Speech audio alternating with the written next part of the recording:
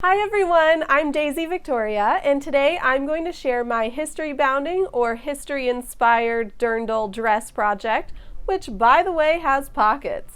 Before we get started, make sure you subscribe and hit that notification bell if you'd like to see everything I share here. I drafted the pattern myself, inspired by Renaissance dress styles and silhouettes, and I've created a PDF tutorial to help you draft and sew your own dirndl too. So if you'd like help with the pattern drafting process, you can find it in that tutorial. I used a crazy print fabric with black and white stripes and rainbow hearts. The bodice is lined in cotton and interlined with cotton duck canvas.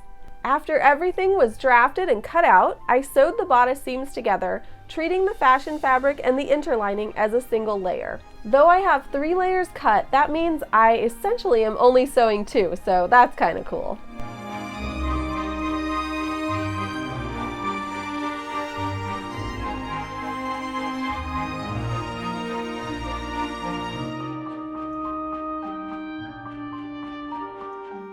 The bodice lining gets boning channels. By the way, if you have my PDF, there's a photo that shows the layout with less distortion than the video. I'm sewing all of these down by machine. Since this is a modern dress inspired by history, I actually didn't worry about hiding any machine stitching during the entire process.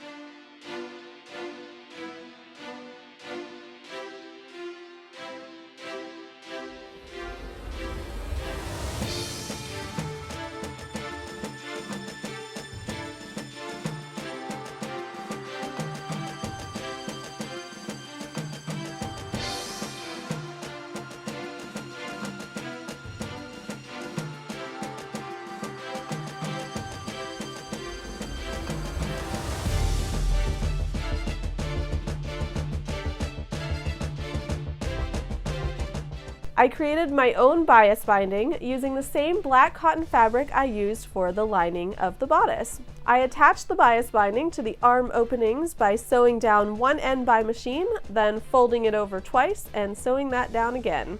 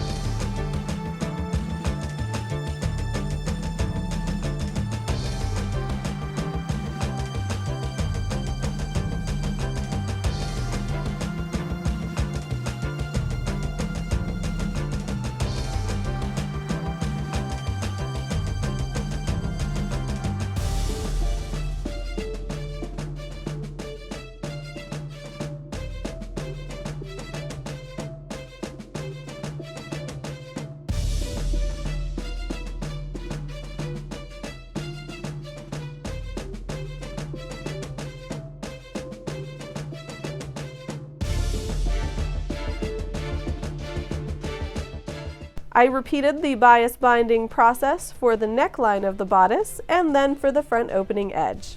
If you want to see more about attaching bias binding, I have an older video on my channel teaching you how to attach bias binding, specifically to a corset, but it's really applicable to many projects. On the front edge, I folded over the ends of the bias binding, much like I do on my corsets.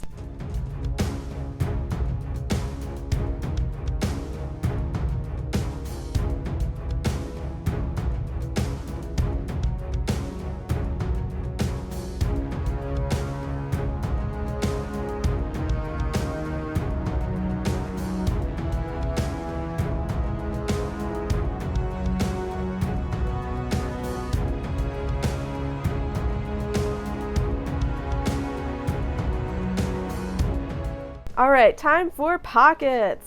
The pockets are attached to the side seams of the skirt far enough down that I can reach my hands in comfortably.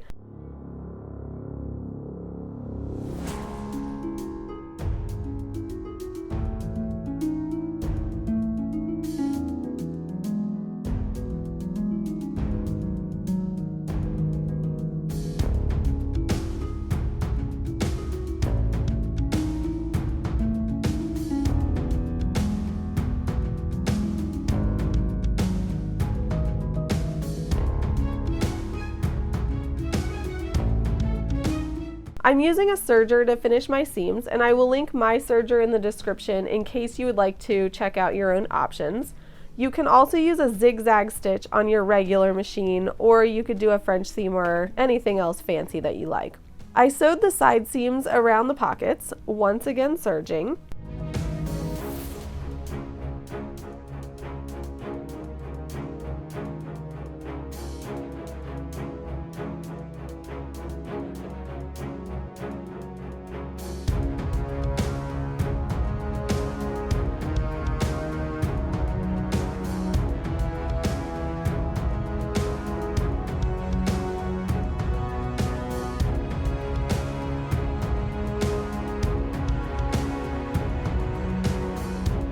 I cut the front of the skirt open a bit and hemmed that.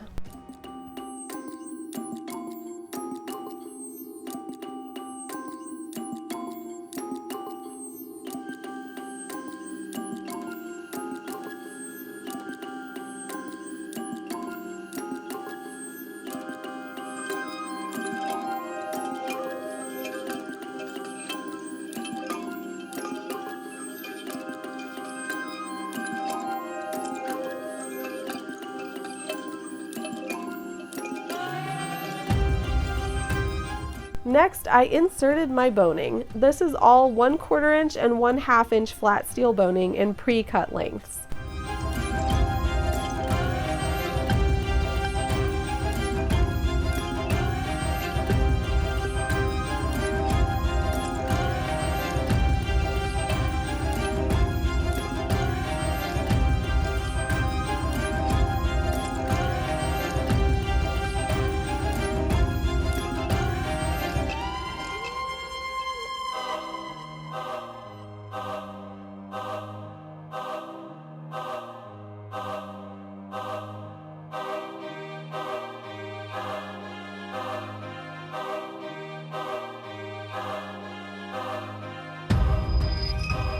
I serged the lower edge of my bodice and the upper edge of my skirt. You can do this after attaching them together, catching them as one, but I find it much easier and less of a hassle to do them separately.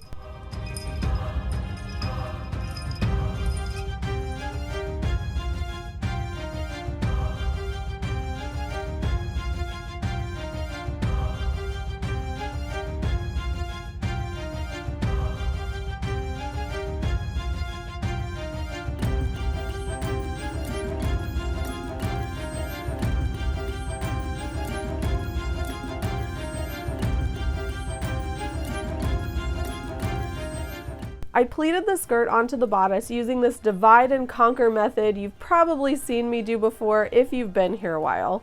Basically, I just divide my widths in half over and over again until I have my desired number of pleats marked. Then I match up each marked section and draw them together. The bodice is a little more difficult to divide in this manner when it includes boning, but where there's a will, there's a way. You can also just divide the bodice up before you insert the boning, and then it's a lot easier.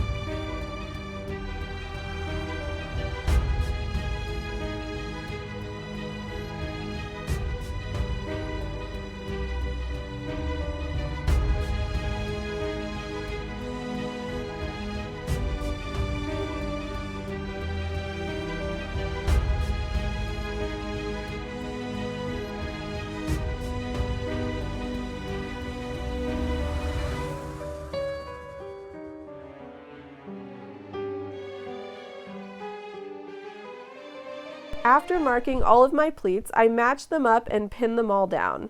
A task that takes much less time to say than to do.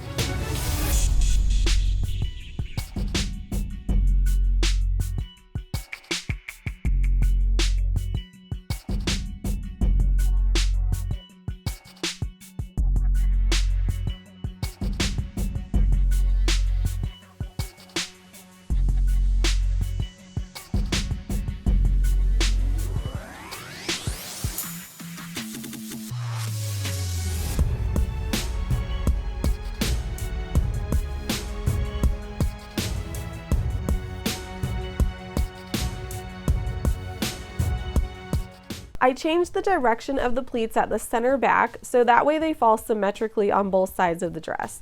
Sometimes I pleat the same direction all the way around. For this dress, I thought it would look nice to have the symmetry. I left a little bit free at the front of the dress on either side. That is so that I can pleat this across the front opening, allowing the bodice to have a slight opening that does not extend down into the skirt. You'll see in a moment. I sewed all those pleats down by machine.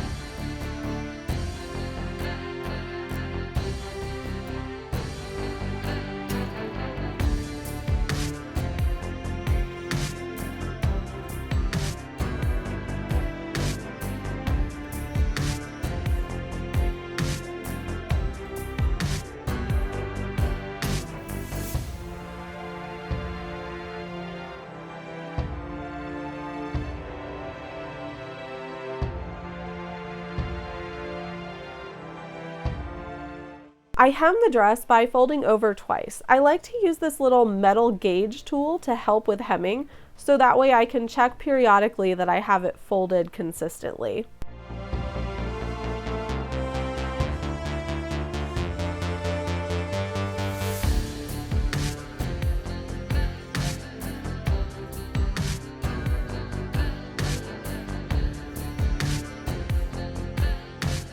I attached ribbon ties where the bodice and skirt meet so that I can tie those extensions across the open front. Not only does this allow the skirt to close over that opening, it also allows slight flexibility in sizing, which matches having some size flexibility in the bodice lacing.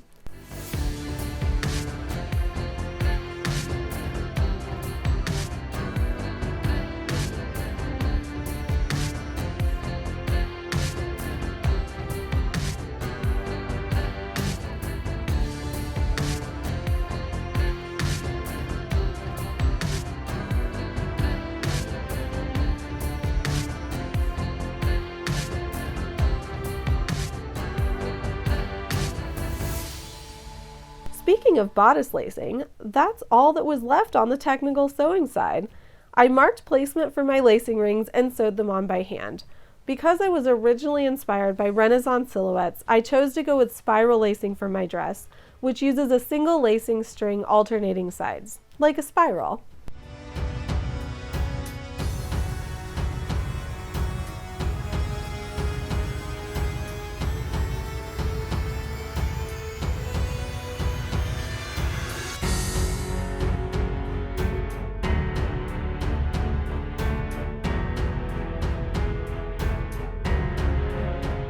The next part of sewing and designing, at least for me, involves dressing up my mannequin for photos. She even got to have her arms on.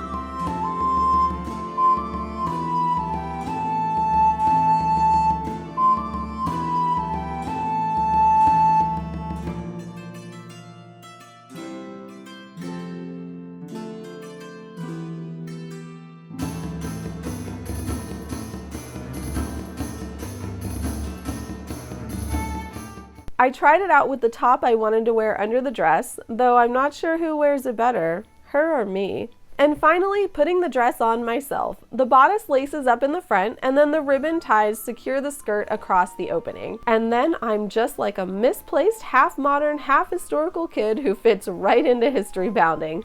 I'm pretty sure this dress is my childhood reimagined. If you'd like to follow my PDF tutorial to draft and sew your own dirndl inspired by history, you can find the link in the description. The tutorial takes you from measurements to drawing out your own personalized pattern and all the way through the construction process, with photos showing every step of the sewing process. So tell me, friends, who wore it better, me or the mannequin? I won't be offended if you choose her. She's very elegant and probably more graceful than I am. I'm not sure what she needs to keep in those pockets, though. I took some photos right out back by a neighborhood fence so you can see it in the wild. Now I just need to find myself in a storybook, and I will be right at home. If you'd like to see more of my creations, please subscribe to my channel and consider supporting me on Patreon if you'd like extra goodies and more in-depth looks at some of my projects and methods. I also have PDF tutorials to help you create your dream costumes, and you can find me on the social medias. I create custom gowns, corsets, and costumes for others, and you can find my portfolio as well as sample sales and order information on my website. I look forward to seeing you again very soon.